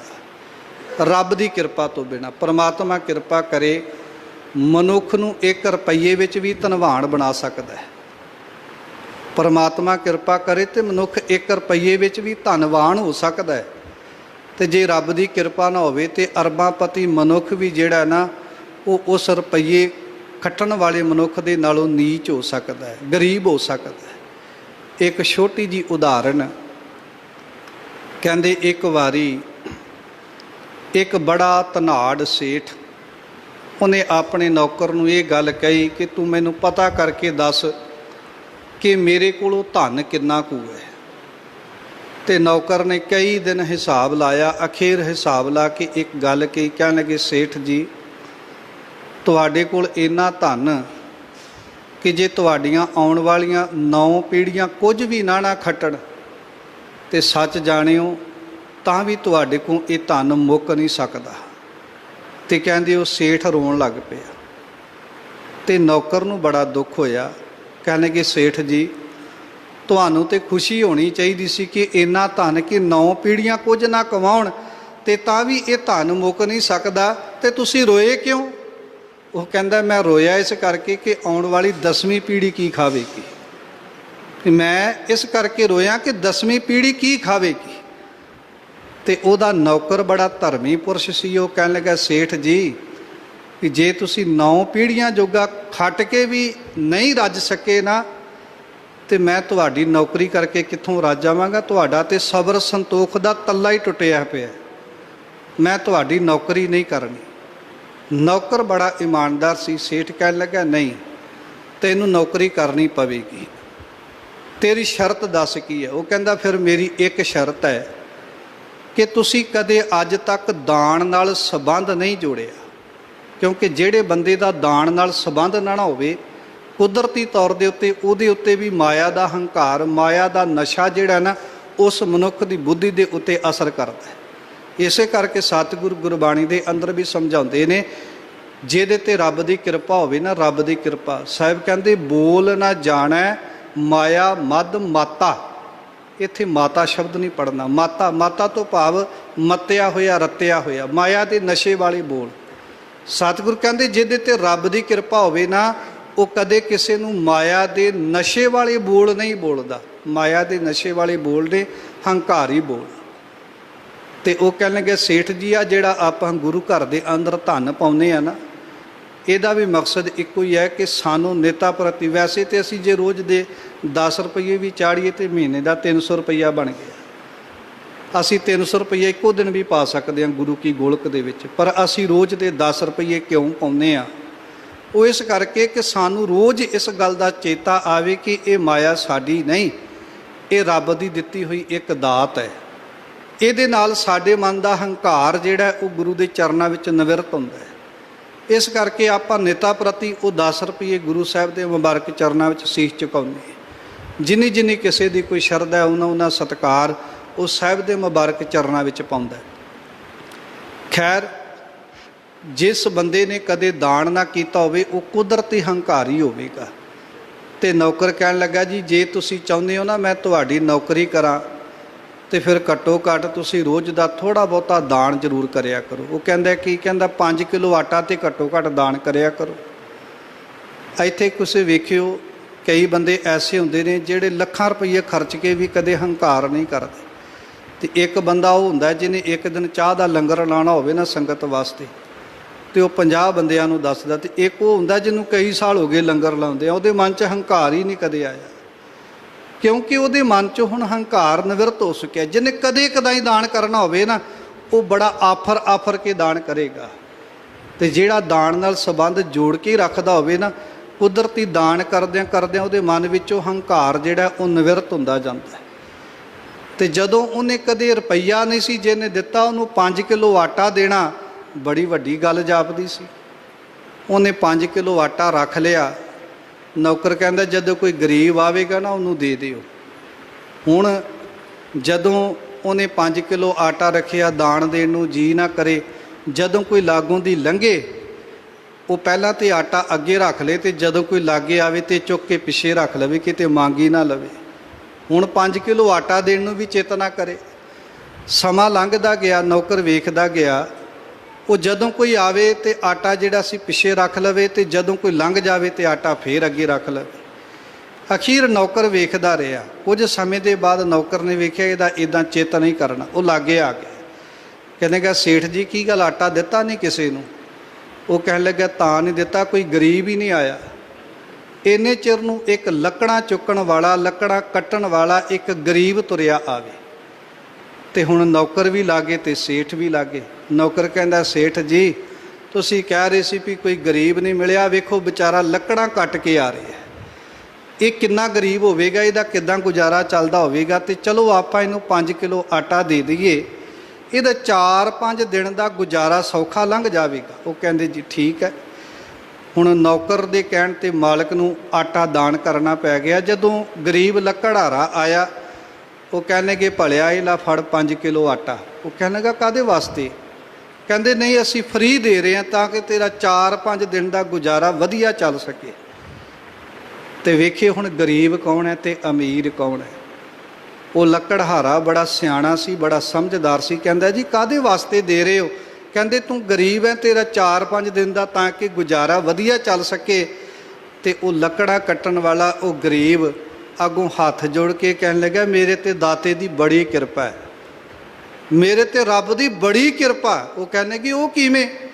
ਕਹਿੰਦੇ ਰੱਬ ਨੇ ਏਡੀ ਕਿਰਪਾ ਹੈ ਵੀ ਜਿੰਨੀਆਂ ਕੁ ਅੱਜ ਮੈਂ ਲੱਕੜਾਂ ਕੱਟ ਕੇ ਲਿਆਇਆ ਨਾ, ਇਹਦੇ ਨਾਲ ਮੇਰਾ ਅੱਜ ਦਾ ਗੁਜ਼ਾਰਾ ਬਹੁਤ ਵਧੀਆ ਚੱਲ ਜਾਣਾ। ਤੇ ਕਹਿੰਦੇ ਕਿ ਕੱਲ? ਕਹਿੰਦੇ ਜਿਹੜੇ ਮਾਲਕ ਨੇ ਅੱਜ ਦਾ ਦਿੱਤਾ ਕਿ ਉਹ ਕੱਲ ਨਹੀਂ ਦੇਵੇਗਾ। ਕਹਿੰਦੇ ਕਿ ਜਿਹੜੇ ਮਾਲਕ ਨੇ ਅੱਜ ਦਾ ਗੁਜ਼ਰਾਨ ਚਲਾਇਆ ਹੈ ਕਿ ਉਹ ਮੇਰਾ ਕੱਲ ਦਾ ਗੁਜ਼ਰਾਨ ਨਹੀਂ ਚਲਾਵੇਗਾ। ਇਸ ਕਰਕੇ ਇਹ ਆਟਾ ਉਹਨੂੰ ਦੇ ਦਿਓ ਜਿਹਦੇ ਕੋਲੋਂ ਅੱਜ ਜੋਗਾ ਵੀ ਗੁਜ਼ਰਾਨ ਜੋਗਾ ਆਟਾ ਨਾ ਹੋਵੇ। ਅਸਲ ਵਿੱਚ ਕਹਿੰਦੇ ਨੌਕਰ ਦੀਆਂ ਅੱਖਾਂ ਵਿੱਚੋਂ ਅੱਥਰੂ ਆ ਗਏ। ਕਹਿੰਦੇ ਕਿ ਸੇਠ ਜੀ, ਸੇਠ ਤੁਸੀਂ ਨਹੀਂ, ਸੇਠ ਤੇ ਇਹ ਮਨੁੱਖ ਹੈ ਜਿਹਦੇ ਕੋਲੋਂ ਰੱਬ ਦੀ ਕਿਰਪਾ ਦੇ ਨਾਲ ਅੱਜ ਦੇ ਗੁਜ਼ਰਾਨ ਜੋਗਾ ਆਟਾ ਹੈ। ਤੇ ਉਹ ਕਹਿ ਰਿਹਾ ਰੱਬ ਦੀ ਬੜੀ ਕਿਰਪਾ ਹੈ, ਜਿਸ ਮਾਲਕ ਨੇ ਅੱਜ ਵਾਸਤੇ ਖਾਣ ਵਾਸਤੇ ਦਿੱਤਾ ਹੈ ਉਹ ਕੱਲ ਦਾ ਵੀ ਕੋਈ ਨਾ ਕੋਈ ਪ੍ਰਬੰਧ ਜ਼ਰੂਰ ਕਰਕੇ ਰੱਖ ਦੇਵੇਗਾ। ਤੇ ਤੁਹਾਡੇ ਕੋਲੋਂ 9 ਪੀੜ੍ਹੀਆਂ ਜੋਗਾ ਗੁਜ਼ਰਾਨ ਹੈ ਤੇ ਤੁਸੀਂ ਤਾਂ ਵੀ ਰੋਈ ਜਾ ਰਹੇ ਹੋ ਕਿ 10ਵੀਂ ਪੀੜ੍ਹੀ ਕੀ ਖਾਵੇਗੀ। ਸਾਧ ਸੰਗਤ, ਇੱਦਾਂ ਦੁਨੀਆ ਦੇ ਉੱਤੇ ਕਈ ਐਸੇ ਮਨੁੱਖ ਜਿਨ੍ਹਾਂ ਕੋਲ ਰੱਬ ਦੀਆਂ ਦਿੱਤੀਆਂ ਦਾਤਾਂ ਧਨ ਬਹੁਤ ਹੈ ਪਰ ਮਨ ਦਾ ਸੁੱਖ ਨਹੀਂ। ਆਤਮਿਕ ਤੌਰ ਦੇ ਉੱਤੇ ਬਹੁਤ ਦੁਖੀ ਨੇ, ਮਨ ਕਰਕੇ ਬੜੇ ਗਰੀਬ ਨੇ, ਬਾਹਰੀ ਤੌਰ ਤੇ ਬੜੇ ਧਨਵਾਨ ਨੇ ਪਰ ਮਨ ਕਰਕੇ ਬੜੇ ਗਰੀਬ ਨੇ। ਮੇਰੇ ਸਤਿਗੁਰੂ ਕਹਿੰਦੇ ਇਹ ਸਿਦਕ, ਇਹ ਭਰੋਸਾ, ਇਹ ਬਖਸ਼ਿਸ਼ ਕੇਵਲ ਤੇ ਕੇਵਲ ਗੁਰੂ ਦੇ ਕੋਲੋਂ ਆ ਕੇ ਪ੍ਰਾਪਤ ਹੋ ਸਕਦੀ ਹੈ। ਜੇ ਆਪਾਂ ਦੁਨਿਆਵੀ ਲੋਕਾਂ ਦੇ ਵਿੱਚ ਜਾ ਕੇ ਬੈਠਾਂਗੇ ਉੱਥੋਂ ਸਾਨੂੰ ਇਹ ਕਦੇ ਸਬਕ ਨਹੀਂ ਮਿਲ ਸਕਦਾ। ਉੱਥੋਂ ਸਾਨੂੰ ਇਹ ਸਿਦਕ, ਇਹ ਭਰੋਸਾ ਤੇ ਇਹ ਸੰਤੋਖ ਦੀ ਦਾਤ ਪ੍ਰਾਪਤ ਨਹੀਂ ਹੋ ਸਕਦੀ। ਇਹ ਸਾਰਾ ਕੁਝ ਤਾਂ ਮਿਲੇਗਾ ਜਦੋਂ ਗੁਰਪੂਰੈ ਹਰ ਧਨ ਪ੍ਰਗਾਸਿਆ, ਹਰ ਕਿਰਪਾ ਤੇ ਵਸੈ ਮਨ ਆਏ। ਜਦੋਂ ਗੁਰੂ ਨੇ ਕਿਰਪਾ ਕੀਤੀ, ਜਦੋਂ ਗੁਰੂ ਨੇ ਰਹਿਮਤ ਕੀਤੀ, ਤਾਂ ਜਾ ਕੇ ਇਹੋ ਜਿਹੇ ਸੱਚੇ ਨਾਮ ਰੂਪੀ ਧਨ ਦੀ ਦਾਤ ਸਾਨੂੰ ਪ੍ਰਾਪਤ ਹੋਵੇਗੀ। ਮੇਰੇ ਸਤਿਗੁਰੂ ਤੇ ਕਹਿੰਦੇ ਨੇ ਉਹ ਧਨਵੰਤ, ਕੁਲਵੰਤ, ਪਤਵੰਤ, ਜੀਵਨ ਮੁਕਤ, ਜਿਸ ਹਿਰਦੈ ਭਗਵੰਤ। ਜਿਹਦੇ ਅੰਦਰ ਪਰਮਾਤਮਾ ਦਾ ਨਾਮ ਰੂਪੀ ਧਨ ਹੈ, ਜਿਹੜਾ ਰੱਬ ਨਾਲ ਜੁੜਿਆ ਹੈ, ਅਸਲੀ ਉਹੀ ਦੁਨੀਆ ਦੇ ਉੱਤੇ ਧਨਵਾਨ ਮਨੁੱਖ ਹੈ ਜਿਹਦੇ ਅੰਦਰ ਸਬਰ ਹੈ, ਜਿਹਦੇ ਅੰਦਰ ਸਿਦਕ ਹੈ ਤੇ ਜਿਹਦੇ ਅੰਦਰ ਭਰੋਸਾ ਹੈ। ਆਓ ਆਰੰਭ ਤੋਂ ਅੰਮ੍ਰਿਤਮਈ ਸ਼ਬਦ ਦੀ ਵਿਚਾਰ ਦੇ ਨਾਲ ਜੁੜਨਾ ਕਰੀਏ ਤਾਂ ਕਿ ਸਮਝ ਆ ਸਕੇ ਅੱਜ ਦੇ ਸਮੁੱਚੇ ਸ਼ਬਦ ਦੇ ਅੰਦਰ ਇਸ ਭੇਦ ਨੂੰ ਧੰਨ ਗੁਰੂ ਅਮਰਦਾਸ ਮਹਾਰਾਜ ਜੀ ਸਾਨੂੰ ਕਿਵੇਂ ਖੁੱਲ੍ਹ ਕੇ ਬਿਆਨ ਕਰਕੇ ਸਮਝਾਉਣਾ ਕਰਦੇ ਹਨ। ਸਤਨਾਮ ਸ਼੍ਰੀ ਵਾਹਿਗੁਰੂ ਸਾਹਿਬ ਜੀ। ਤਨਾਸਰੀ ਮਹੱਲਾ ਤੀਜਾ। ਘਰ ਦੂਜਾ ਚੌਪਦੇ। ਇੱਕ ਓੰਕਾਰ ਸਤ ਗੁਰ ਪ੍ਰਸਾਦ। ਅੱਜ ਦਾ ਇਹ ਪਾਵਨ ਪਿੱਤਰ ਅੰਮ੍ਰਿਤਮਈ ਸ਼ਬਦ ਧੰਨ ਸ੍ਰੀ ਗੁਰੂ ਅਮਰਦਾਸ ਮਹਾਰਾਜ ਜੀ ਦੀ ਮੁਬਾਰਕ ਰਸਨਾ ਤੋਂ ਉਚਾਰਨ ਕੀਤਾ ਹੋਇਆ ਧਨਾਸਰੀ ਰਾਗ ਦੇ ਅੰਦਰ ਦਰਜ ਹੈ। ਅਤੇ ਜਿਵੇਂ ਸ੍ਰੀ ਗੁਰੂ ਗ੍ਰੰਥ ਸਾਹਿਬ ਮਹਾਰਾਜ ਜੀ ਦੀ ਅੰਮ੍ਰਿਤਮਈ ਬਾਣੀ ਵੱਧ ਤੋਂ ਵੱਧ 17 ਘਰਾਂ ਵਿੱਚ ਗੁਰੂ ਸਾਹਿਬ ਜੀ ਨੇ ਗਾਉਣ ਦੀ ਹਦਾਇਤ ਕੀਤੀ ਹੈ। ਘਰ ਦਾ ਮਤਲਬ ਇੱਕ ਸੁਰ, ਇੱਕ ਤਾਲ, ਸਤਿਗੁਰੂ ਨੇ ਇਸ ਪਾਵਨ ਪਵਿੱਤਰ ਸ਼ਬਦ ਨੂੰ ਧਨਾਸਰੀ ਰਾਗ ਦੇ ਦੂਸਰੇ ਘਰ ਵਿੱਚ ਗਾਉਣ ਦੀ ਹਦਾਇਤ ਕੀਤੀ ਹੈ। ਚੌਪਦੇ ਤੋਂ ਭਾਵ ਇਸ ਅੰਮ੍ਰਿਤਮਈ ਸ਼ਬਦ ਦੇ 4 ਪਦੇ ਹਨ, 4 ਬੰਦ ਹਨ। ਆਰੰਭ ਵਿੱਚ ਮੂਲ ਮੰਤਰ ਦਾ ਸੰਖੇਪ ਰੂਪ ਆਇਆ, ਜਿਹਦਾ ਭਾਵ ਅਰਥ ਇਹ ਹੈ, ਅਕਾਲ ਪੁਰਖ ਵਾਹਿਗੁਰੂ ਪਰਮੇਸ਼ਰ ਇੱਕ ਹੈ ਅਤੇ ਉਸ ਇੱਕ ਅਕਾਲ ਪੁਰਖ ਵਾਹਿਗੁਰੂ ਪਰਮੇਸ਼ਰ ਨੂੰ ਗੁਰੂ ਦੀ ਕਿਰਪਾ ਦੇ ਨਾਲ ਹੀ ਮਿਲਿਆ ਜਾ ਸਕਦਾ ਹੈ। ਗੁਰੂ ਦੀ ਕਿਰਪਾ ਦੇ ਨਾਲ ਹੀ ਉਸ ਅਕਾਲ ਪੁਰਖ ਨਾਲ ਆਪਣੀ ਸਾਂਝ ਬਣਾਈ ਜਾ ਸਕਦੀ ਹੈ। ਇਹੋ ਧਨ ਅਖੁੱਟ, ਨਾਨਕ ਖੁੱਟੈ ਨਾ ਜਾਏ। ਸਤਿਗੁਰੂ ਆਰੰਭਲੀਆਂ ਤੁਕਾਂ ਦੇ ਵਿੱਚ ਸਮਝਾਉਣਾ ਕਰਦੇ ਨੇ। ਸਾਹਿਬ ਕਹਿੰਦੇ ਇਹ ਜਿਹੜਾ ਪਰਮਾਤਮਾ ਦਾ ਨਾਮ ਰੂਪੀ ਧਨ ਹੈ ਨਾ, ਇਹ ਅਖੁੱਟ ਹੈ। ਅਖੁੱਟ ਤੋਂ ਭਾਵ ਕਦੇ ਮੁੱਕਣ ਵਾਲਾ ਨਹੀਂ। ਦੁਨਿਆਵੀ ਧਨ ਤੇ ਕਦੇ ਮੁੱਕ ਜਾਂਦੇ ਨੇ, ਕਾਚਾ ਧਨ ਫੁਨ ਆਵੈ ਜਾਏ। ਸਤਿਗੁਰੂ ਕਹਿੰਦੇ ਕੱਚਾ ਧਨ ਕਦੇ ਆ ਗਿਆ ਤੇ ਖੁਸ਼ੀ ਚੜ੍ਹ ਗਈ, ਚਲਾ ਗਿਆ ਤੇ ਦੁੱਖ ਹੋ ਗਿਆ। ਪਰ ਜਿਹੜਾ ਪਰਮਾਤਮਾ ਦੇ ਨਾਮ ਰੂਪੀ ਸੱਚੇ ਧਨ ਦੇ ਨਾਲ ਜੁੜ ਜਾਂਦਾ ਹੈ ਨਾ, ਉਹਦੀ ਇਹ ਨਹੀਂ ਹੋਵੇਗਾ ਕਿ ਧਨ ਆਇਆ ਤੇ ਖੁਸ਼ੀਆਂ ਚੜ੍ਹ ਗਈਆਂ, ਲਾਲੀਆਂ ਚੜ੍ਹ ਗਈਆਂ ਤੇ ਧਨ ਚਲਾ ਗਿਆ ਤੇ ਨਿਰਾਸ਼ ਹੋ ਗਏ। ਸਤਿਗੁਰੂ ਕਹਿੰਦੇ ਇਹ ਅਖੁੱਟ ਨਾਮ ਰੂਪੀ ਧਨ ਜਿਹੜਾ ਹੈ, ਇਹ ਸਦਾ ਵਾਸਤੇ ਮਨੁੱਖ ਦੇ ਕੋਲ ਰਹਿੰਦਾ ਹੈ। ਹੁਣ ਵੇਖੋ, ਭਗਤ ਕਬੀਰ ਜੀ ਵਰਗਿਆਂ ਦੇ ਕੋਲ ਭਾਵੇਂ ਕਿ ਬਾਹਰੀ ਤੌਰ ਦੇ ਉੱਤੇ ਕੋਈ ਜ਼ਿਆਦਾ ਧਨ ਨਹੀਂ ਸੀ, ਪਰ ਸਦਾ ਦੀਆਂ ਖੁਸ਼ੀਆਂ ਉਹਨਾਂ ਦੇ ਚਿਹਰਿਆਂ 'ਤੇ ਸੀ। ਵੱਡੇ ਵੱਡੇ ਧਨਾੜ ਵੀ ਆ ਕੇ ਉਹਨਾਂ ਦੇ ਚਰਨਾਂ ਵਿੱਚ ਮੱਥਾ ਟੇਕ ਕੇ ਕਹਿੰਦੇ ਸਨ ਕਿ ਇਹੋ ਜਿਹੀਆਂ ਖੁਸ਼ੀਆਂ, ਇਹੋ ਜਿਹੀਆਂ ਲਾਲੀਆਂ ਸਾਨੂੰ ਵੀ ਦੇ ਦਿਓ।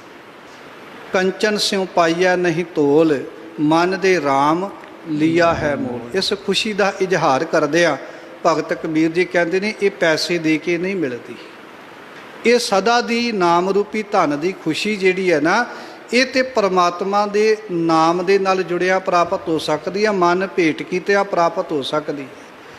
ਹੁਣ ਭਗਤ ਰਵਿਦਾਸ ਜੀ, ਰਵਿਦਾਸ ਢਵੰਤਾ ਢੋਰ ਨੀਤ, ਤਿੰਨ ਤਿਆਗੀ ਮਾਇਆ। ਭਗਤ ਧੰਨਾ ਜੀ ਕੀ ਕਹਿੰਦੇ ਨੇ? ਕਹਿੰਦੇ ਜੇ ਮੈਨੂੰ ਰੱਬ ਮਿਲਿਆ ਨਾ, ਰੱਬ ਮਿਲਿਆ ਤੇ ਕਹਿੰਦੇ ਪਦਾਰਥ ਭੇਟ ਕਰਕੇ ਨਹੀਂ ਮਿਲਿਆ, ਧਨ ਭੇਟ ਕਰਕੇ ਰੱਬ ਨਹੀਂ ਮਿਲਿਆ। ਕਹਿੰਦੇ ਮੈਨੂੰ ਰੱਬ ਮਿਲਿਆ ਤੇ ਇੰਜ ਮਿਲਿਆ, ਧੰਨੈ ਧਨ ਪਾਇਆ ਧਰਨੀਤਰ, ਮਿਲ ਜਨ ਸੰਤ ਸਮਾਨਿਆ। ਕਹਿੰਦੇ ਮੈਂ ਸਤ ਸੰਗੀਆਂ ਦੀ ਸੰਗਤ ਕੀਤੀ ਤੇ ਇੱਥੇ ਸਤ ਸੰਗਤ ਵਿੱਚੋਂ ਹੀ ਇਹ ਸੱਚੇ ਨਾਮ ਰੂਪੀ ਧਨ ਦੀ ਮੈਨੂੰ ਪ੍ਰਾਪਤੀ ਹੋਈ। ਇੱਥੇ ਜਿਹੜਾ ਆਪਾਂ ਗੁਰੂ ਦੀ ਸੰਗਤ ਵਿੱਚ ਆ ਕੇ ਬੈਠੇ ਆ ਨਾ, ਸਤਿਗੁਰੂ ਕਹਿੰਦੇ ਨੇ ਨਾਮ ਅਮੋਲਕ ਰਤਨ ਹੈ। ਇਹ ਬੜਾ ਕੀਮਤੀ ਰਤਨ ਹੈ ਪਰਮਾਤਮਾ ਦੇ ਨਾਮ ਰੂਪੀ ਧਨ ਦਾ। ਹੈ ਕਿਹਦੇ ਕੋਲ? ਕਹਿੰਦੇ ਪੂਰਾ ਸਤਿਗੁਰ ਪਾਸ, ਪੂਰੇ ਗੁਰੂ ਦੇ ਕੋਲ ਹੈ। ਤੇ ਮਿਲੇਗਾ ਕਿਵੇਂ? ਸਤਿਗੁਰ ਸੇਵਾ ਲੱਗਿਆ, ਸੇਵਾ ਦੇ ਵਿੱਚ ਲੱਗਿਆ ਹੀ ਇਹ ਸੱਚਾ ਨਾਮ ਰੂਪੀ ਧਨ ਸਾਨੂੰ ਪ੍ਰਾਪਤ ਹੋ ਸਕਦਾ ਹੈ। ਸਤਿਗੁਰ ਸੇਵਾ ਲੱਗਿਆ ਕੱਢ ਰਤਨ ਦੇਵੈ ਪ੍ਰਗਾਸ। ਤੇ ਕਹਿੰਦੇ ਜਦੋਂ ਗੁਰੂ ਦੀ ਸੇਵਾ ਵਿੱਚ ਜੁੜਾਂਗੇ, ਗੁਰੂ ਉਹ ਸੱਚੇ ਨਾਮ ਰੂਪੀ ਧਨ ਦੀ ਦਾਤ ਸਾਡੀ ਝੋਲੀ 'ਚ ਪਾ ਦੇਵੇਗਾ। ਇਸ ਕਰਕੇ ਸਾਹਿਬ ਕਹਿੰਦੇ ਨੇ ਜਿਹੜਾ ਮਨੁੱਖਾਂ ਨੂੰ ਇਸ ਨਾਮ ਰੂਪੀ ਧਨ ਦੀ ਪ੍ਰਾਪਤੀ ਹੋ ਜਾਂਦੀ ਹੈ ਨਾ, ਇਹ ਧਨ ਅਖੁੱਟ ਹੈ, ਨਾ ਨਿਖੁੱਟ ਹੈ। ਇਹਨੂੰ ਕਦੇ ਕੋਈ ਚੋਰ ਉਚੱਕਾ ਖੋਹ ਨਹੀਂ ਸਕਦਾ, ਇਹਨੂੰ ਕੋਈ ਲੁੱਟ ਨਹੀਂ ਸਕਦਾ, ਇਹਨੂੰ ਕਿਸੇ ਤਰ੍ਹਾਂ ਖੋਹਿਆ ਨਹੀਂ ਜਾ ਸਕਦਾ, ਵੰਡਿਆ ਨਹੀਂ ਜਾ ਸਕਦਾ। ਹੁਣ 4 ਭਰਾ ਹੋਣ ਤੇ ਜਦੋਂ ਵੰਡ ਦਾ ਵਕਤ ਆਵੇਗਾ ਨਾ, ਵੰਡ ਦਾ, ਪਦਾਰਥਾਂ ਦੀ ਵੰਡ ਦਾ, ਸਾਰਾ ਕੁਝ ਵੰਡਿਆ ਜਾਵੇਗਾ।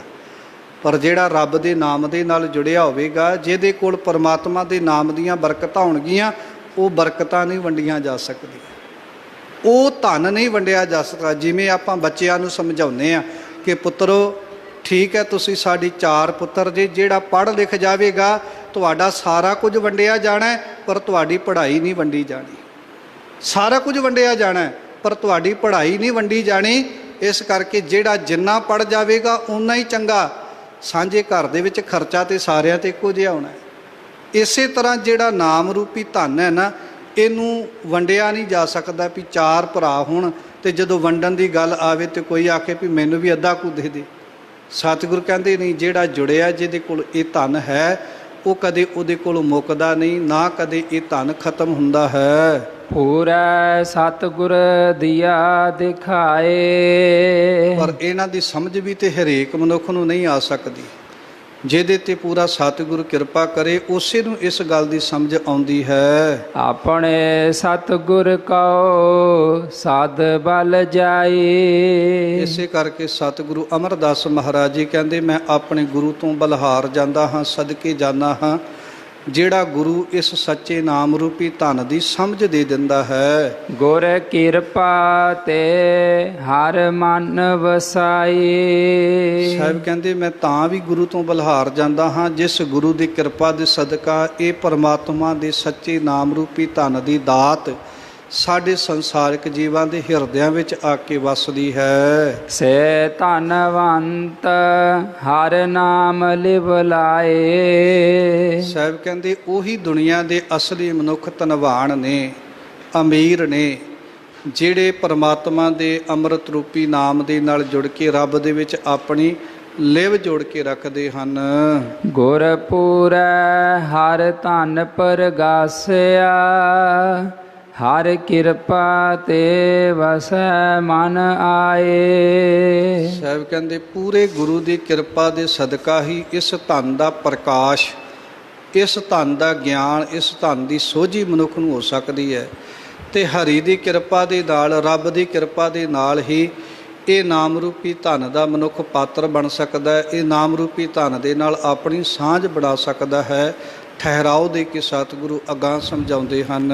ਰਹਾਉ ਅਵਗੁਣ ਕਾਟ ਗੁਣ ਹਿਰਦੈ ਸਮਾਏ। ਸਾਹਿਬ ਕਹਿੰਦੇ, ਜਿਹਨਾਂ ਤੇ ਰੱਬ ਦੀ ਕਿਰਪਾ ਹੋ ਜਾਵੇ, ਜਿਹਨਾਂ ਨੂੰ ਇਸ ਧਨ ਦੀ ਪ੍ਰਾਪਤੀ ਹੋ ਜਾਂਦੀ ਹੈ ਨਾ, ਉਹ ਅਵਗੁਣ ਕਾਟ, ਕਿਉਂਕਿ ਲੋਕ ਅਵਗਣਾ ਕੀ ਬੰਨੈ ਗੰਠੜੀ, ਗੁਣ ਨਾ ਵਿਹਾਜੈ ਕੋਏ, ਗੁਣਾ ਕਾ ਗਾਹਕ ਨਾਨਕਾ ਵਿਰਲਾ ਕੋਈ ਹੋਏ।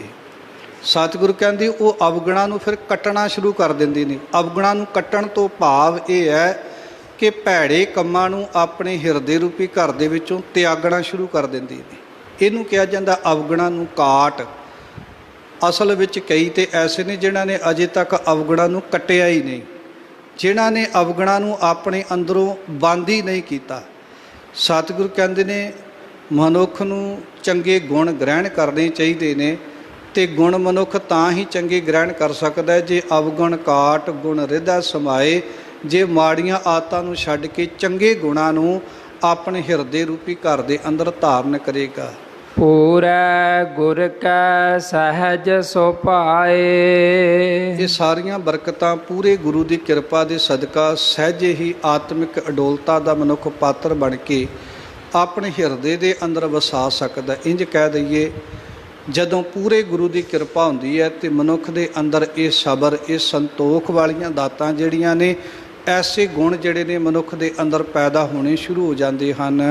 ਪੂਰੇ ਗੁਰ ਕੀ ਸਾਚੀ ਬਾਣੀ। ਫਿਰ ਹੀ ਮਨੁੱਖ ਨੂੰ ਸਮਝ ਆਉਂਦੀ ਹੈ ਕਿ ਪੂਰਾ ਗੁਰੂ ਜੋ ਕਹਿੰਦਾ ਹੈ ਨਾ ਸੱਚੀ ਬਾਣੀ ਦੇ ਦੁਆਰਾ, ਇਹੀ ਮੇਰੇ ਵਾਸਤੇ ਭਲਾ ਹੈ। ਜੋ ਗੁਰ ਕਹੈ ਸੋਈ ਭਲ ਮਨ। ਫਿਰ ਮਨੁੱਖ ਨੂੰ ਸਮਝ ਆਉਂਦੀ ਹੈ ਕਿ ਜਿਹੜੀ ਗੱਲ ਗੁਰੂ ਕਹਿ ਰਿਹਾ ਉਹ ਮੇਰੇ ਭਲੇ ਵਾਸਤੇ ਕਹਿ ਰਿਹਾ। ਇਸੇ ਕਰਕੇ ਤੇ ਸਤਿਗੁਰੂ ਸਾਨੂੰ ਬਾਰ-ਬਾਰ ਸਮਝਾਉਂਦੇ ਨੇ, ਅਵਗੁਣ ਛੋਡੋ ਗੁਣ ਕਰੋ, ਐਸੇ ਤਤ ਪ੍ਰਭੋ, ਕਿ ਤੂੰ ਭੈੜੇ ਕੰਮ ਛੱਡ ਤੇ ਚੰਗੇ ਗੁਣ ਆਪਣੇ ਜੀਵਨ ਦੇ ਅੰਦਰ ਧਾਰਨ ਕਰ, ਤਾਂ ਪਰਮਾਤਮਾ ਦੀ ਨਜ਼ਰ ਦੇ ਵਿੱਚ ਪ੍ਰਵਾਨ ਹੋ ਸਕੇਗਾ। ਜਦੋਂ ਮਨੁੱਖ ਪੂਰੇ ਗੁਰੂ ਦੇ ਐਸੇ ਬਚਨ ਆਪਣੇ ਹਿਰਦੇ ਰੂਪੀ ਘਰ ਦੇ ਅੰਦਰ ਵਸਾਉਂਦਾ ਹੈ ਤੇ ਫਿਰ ਉਹਨੂੰ ਸਮਝ ਆਉਂਦੀ ਹੈ ਕਿ ਪੂਰੇ ਗੁਰੂ ਦੀ ਸੱਚੀ ਬਾਣੀ ਜੋ ਮੈਨੂੰ ਉਪਦੇਸ਼ ਕਰਦੀ ਹੈ, ਇਹ ਬਿਲਕੁਲ ਮੇਰੇ ਜੀਵਨ ਵਾਸਤੇ ਸੱਚ ਹੈ। ਸੁਖ ਮਨ ਅੰਤਰ ਸਹਿਜ ਸਮਾਣੀ। ਫਿਰ ਪੂਰੇ ਗੁਰੂ ਦੀ ਬਾਣੀ ਦੇ ਸਦਕਾ ਮਨੁੱਖ ਦੇ ਮਨ ਦੇ ਅੰਦਰ ਸੁਖ ਵਸਣਾ ਸ਼ੁਰੂ ਹੋ ਜਾਂਦਾ ਹੈ, ਔਰ ਸਹਿਜ ਸਮਾਣੀ ਮਨੁੱਖ ਸਹਿਜੇ ਸਹਿਜੇ ਪਰਮਾਤਮਾ ਦੇ ਵਿੱਚ ਲਿਵਲੀਨਤਾ ਹਾਸਲ ਕਰਨੀ ਸ਼ੁਰੂ ਕਰ ਦਿੰਦਾ ਹੈ। ਇੰਜ ਕਹਿ ਦਈਏ, ਫਿਰ ਪਰਮਾਤਮਾ ਦੀ ਬਖਸ਼ਿਸ਼ ਦਾ ਪਾਤਰ ਬਣਨਾ ਸ਼ੁਰੂ ਹੋ ਜਾਂਦਾ ਹੈ ਜਦੋਂ ਮਨੁੱਖ ਨੂੰ ਪੂਰੇ ਗੁਰੂ ਦੇ ਅੰਮ੍ਰਿਤਮਈ ਬਚਨ ਸਮਝ ਆ ਜਾਂਦੇ ਹਨ। ਏਕ ਅਚਰਜ ਜਾਣ ਦੇਖੋ ਭਾਈ। ਸਾਹਿਬ ਕਹਿੰਦੇ, ਇਹ ਦੇਖੋ ਕਿੱਡੀ ਅਚਰਜ ਵਾਲੀ ਗੱਲ ਹੈ, ਹੈਰਾਨ ਕਰ ਦੇਣ ਵਾਲੀ ਗੱਲ ਹੈ। ਅਚਰਜ ਤੋਂ ਭਾਵ ਹੈਰਾਨ ਕਰ ਦੇਣ ਵਾਲੀ ਗੱਲ। ਕਿਹੜੀ ਹੈਰਾਨ ਕਰ ਦੇਣ ਵਾਲੀ ਗੱਲ ਕਿਹੜੀ ਹੈ? ਸਤਿਗੁਰੂ ਕਹਿੰਦੇ ਕਿ ਮਨੁੱਖ ਨੂੰ ਜਦੋਂ ਗੁਰੂ ਦੀ ਬਾਣੀ ਦੀ ਵਿਚਾਰ ਸਮਝ ਆਉਂਦੀ ਹੈ ਤੇ ਮਨੁੱਖ ਫਿਰ ਬਾਣੀ ਦੇ ਉੱਤੇ ਭਰੋਸਾ ਕਰਨਾ ਸ਼ੁਰੂ ਕਰ ਦਿੰਦਾ ਹੈ। ਦੁਬਿਧਾ ਮਾਰ ਹਰ ਮਨ ਵਸਾਈ।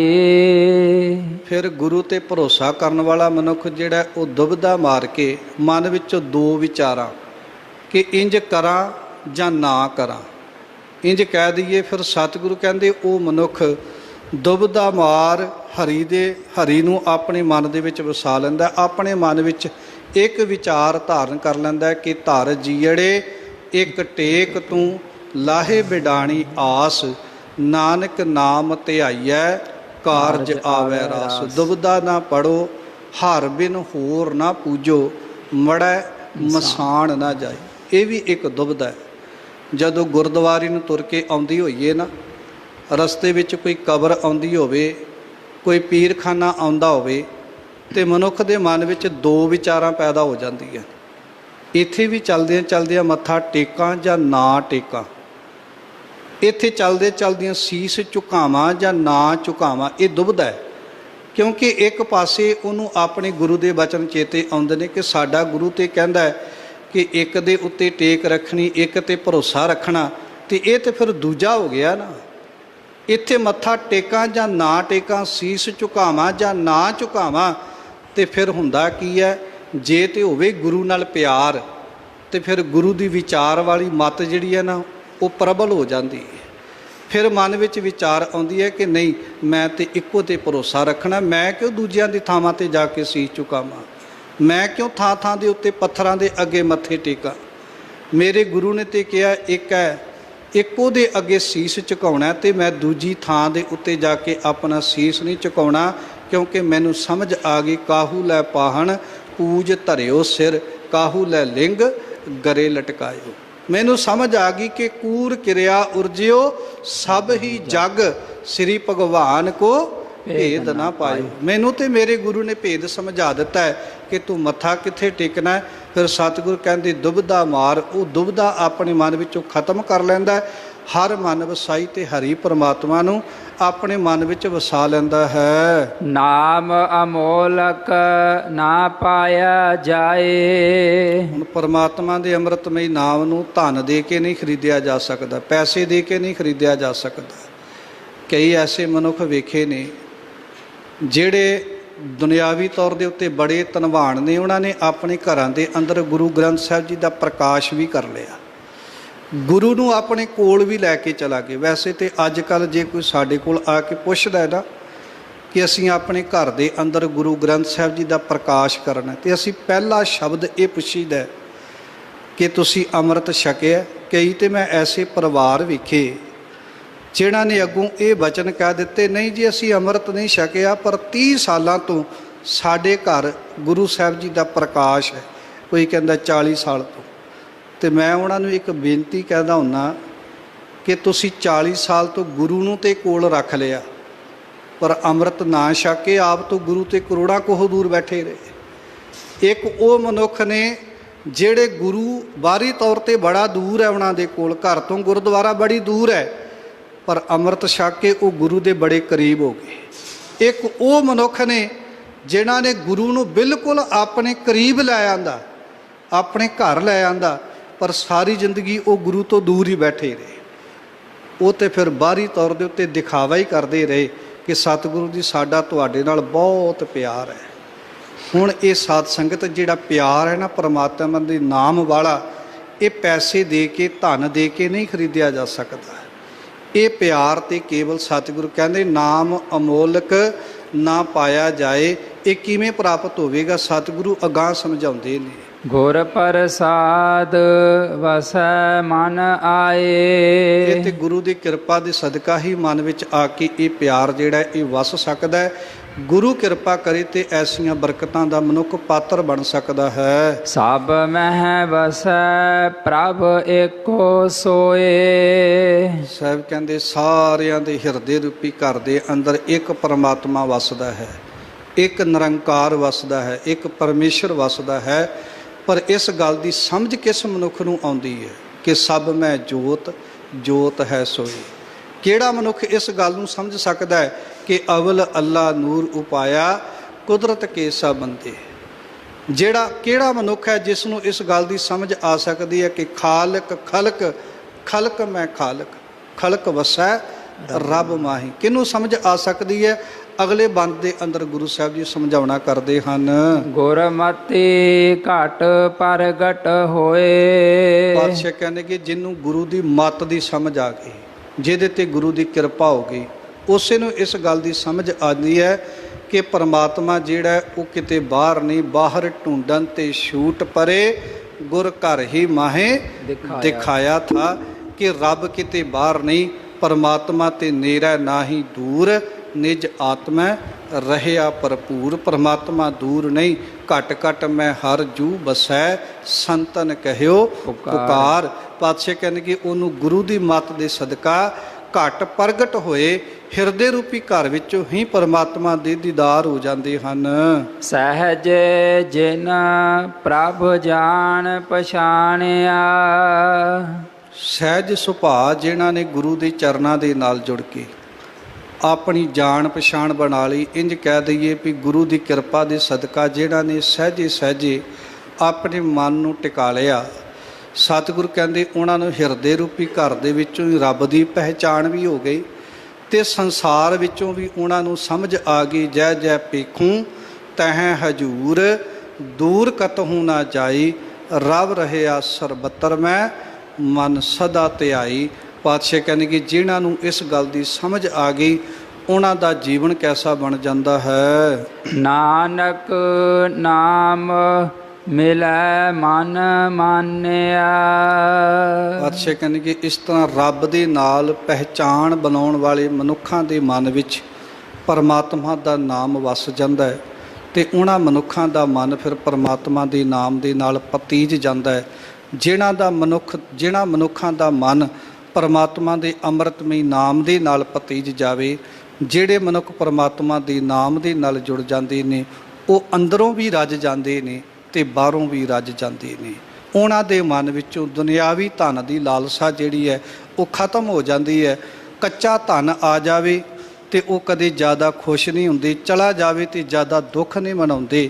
ਉਹਨਾਂ ਦੀ ਅਵਸਥਾ ਸਮ ਰਹਿੰਦੀ ਹੈ, ਉਹਨਾਂ ਦੀ ਅਵਸਥਾ ਬਿਲਕੁਲ ਸਮ ਰਹਿੰਦੀ ਹੈ।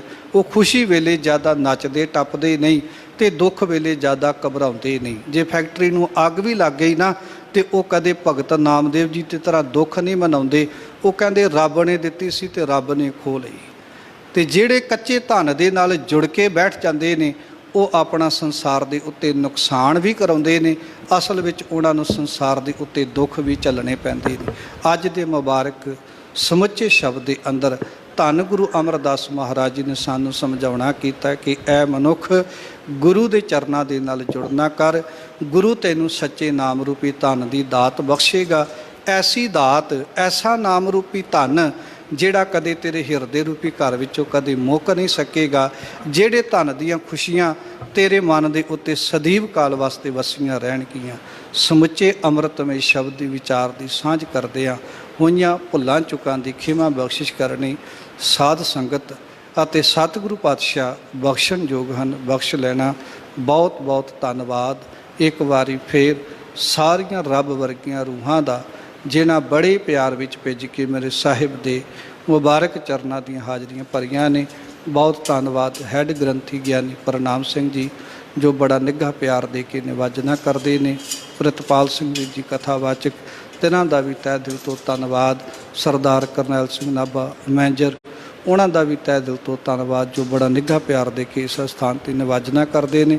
ਕੋਟਾਨ ਕੋਟ ਸ਼ੁਕਰਾਨਾ ਸ੍ਰੀ ਗੁਰੂ ਗ੍ਰੰਥ ਸਾਹਿਬ ਜੀ ਦਾ ਜਿਨ੍ਹਾਂ ਨੇ ਆਪ ਸੁਮਤ ਦੇ ਕੇ ਗੁਰਮਤਿ ਵਿਚਾਰਾਂ ਕਰਨ ਦਾ ਸੁਭਾਗ ਬਖਸ਼ਿਸ਼ ਕਰਕੇ ਨਿਵਾਜਿਆ। ਹੋਈਆਂ ਭੁੱਲਾਂ ਚੁੱਕਾਂ ਦੀ ਖਿਮਾ ਬਖਸ਼ਦਿਆਂ ਆਓ ਫਤਿਹ ਦੀ ਸਾਂਝ ਪਾਈਏ ਜੀ। ਵਾਹਿਗੁਰੂ ਜੀ ਕਾ ਖਾਲਸਾ, ਵਾਹਿਗੁਰੂ ਜੀ ਕੀ ਫਤਿਹ।